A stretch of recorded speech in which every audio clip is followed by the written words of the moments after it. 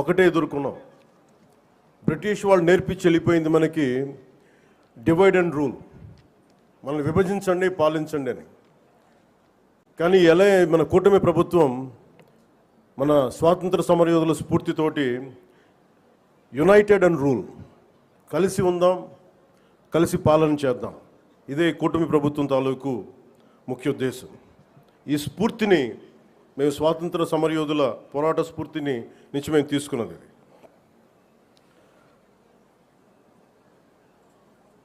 ప్రతి ఒక్కరికి, స్కూల్ పిల్లలకు కానీ పెద్దవాళ్ళకి కానీ ఆగస్టు 15న ఒక ఆనవాయితీగా కాకుండా దీన్ని మనం గుండె లోతుల నుంచి చేసుకోవాల్సిన అవసరం చాలా ఉంది. దీనికి వెనకాల ఎంత కష్టపడ్డారు నేను ట్వీట్ కూడా చేశాను. ఇదే రోజు నిన్న ఆగస్టు 14న లాహోర్ డిక్లరేషన్ సమయంలో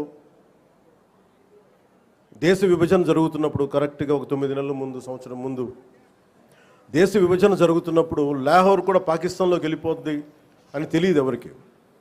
సడన్గా డిక్లేర్ చేయగానే దానివల్ల అక్కడ ఉన్న ప్రజలు, భారతదేశ ప్రజలందరూ వెళ్ళిపోవాలి ఇక్కడి నుంచి అని చెప్పి మత ప్రాతిపాదికన పంపించేస్తే అది ఎంత దారుణాలు జరిగినాయి అంటే ఆగస్టు 14 వరకు అక్కడ రాత్రికి రాత్రి కొన్ని దశాబ్దాలుగా, కొన్ని శతాబ్దాలుగా వాళ్ళ దేశం, వాళ్ళ ప్రాంతం అనుకున్నది పరాయి దేశం అయిపోయి అక్కడి నుంచి పారిపోయి ప్రాణాలను అరచేతులు పెట్టుకొని రావాల్సి వచ్చిన పరిస్థితులు. అలాంటి పరిస్థితులను ఒకవైపు పంజాబ్లో మహిళలు సామూహిక మానభంగాలు గురవుతూ చాలా నిర్దాక్షిణ్యమైన పరిస్థితుల్లో ఉండి, అంటే మన స్వాతంత్రం చాలా తేలిగ్గా సంపాదించుకున్నాం, కేవలం ఏమంటారు అహింసా విధానాల ద్వారా మనం సంపాదించుకున్నాం అంటాం. కానీ వాస్తవానికి మన స్వాతంత్రం రావడానికి చాలా హింస జరిగింది. మనం ఎంచుకున్నది ప్రప్రథమంగా అహింస విధానాలు కావచ్చేమో, కానీ దేశాన్ని నుంచి విడిపోవాలనుకున్న వాళ్ళు మటుకు హింసనే నమ్మారు.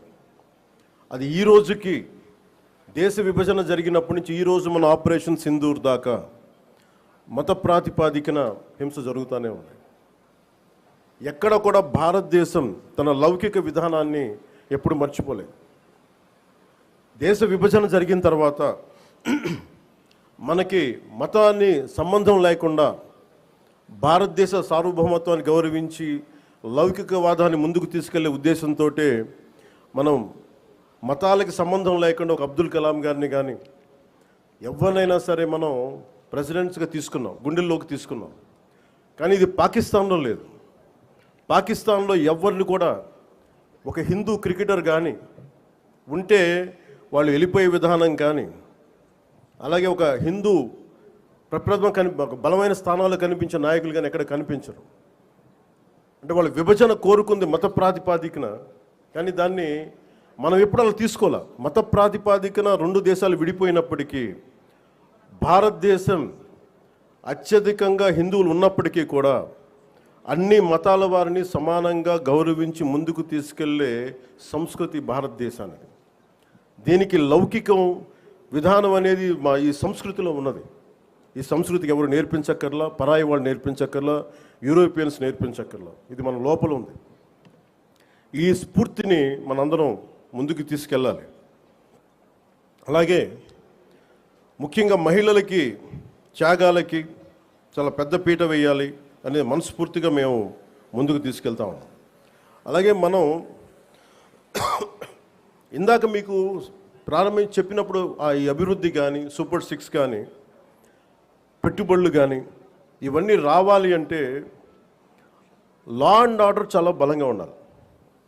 లా అండ్ ఆర్డర్ బలంగా లేకపోతే వచ్చే దుస్థితి కానీ పెట్టుబడులు రావు. ఉదాహరణకి ఉత్తరప్రదేశ్లో యోగి ఆదిత్యనాథ్